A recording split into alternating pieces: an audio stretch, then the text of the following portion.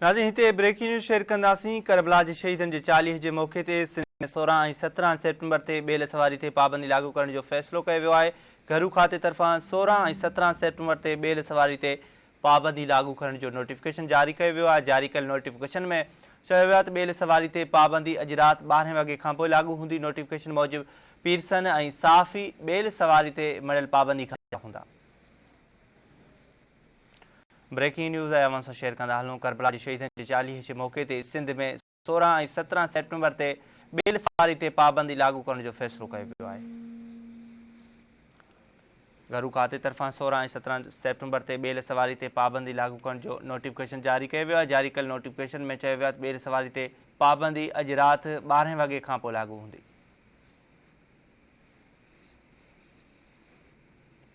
Notification मूजिबि Pearson ऐं साफ़ी ॿेल सवारी ते मड़ियल पाबंदी खां आजा हूंदा।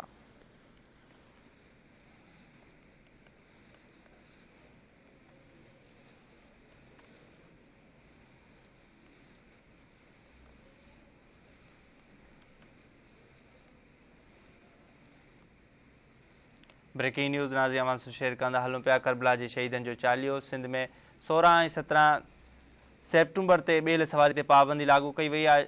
अॼु राति 12 बजे खां पाबंदी लागू हूंदी। पीरसन ऐं साफ़ी ॿेल सवारी ते मड़ियल पाबंदी खां आजा हूंदा। नोटिफिकेशन जारी कयो वियो आहे।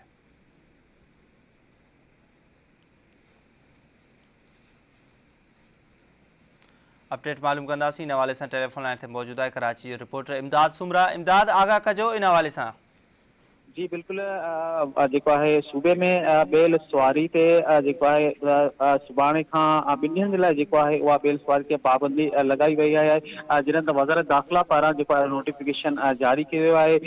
जॾहिं त सुभाणे खां 2 ॾींहं जेका डबल सवारी ते पाबंदी लॻाई वई आहे उहा चेलम जे हवाले सां पिणु लॻाई वई आहे। जॾहिं त नोटिफिकेशन में इहो ॼाणायो वियो आहे त ॿेल सवारी ते जेको आहे बुज़ुर्ग ऐं सहाफ़ी जेको उन्हनि खे स्टेशन हूंदी। जॾहिं त अॼु राति खां जेको आहे 12 बजे खां पोइ इहा डबल सवारी ते पिणु पाबंदी लागू हूंदी। जी ठीक है, वॾी महिरबानी इमदाद सुमरा तफ़सील ॾिनो।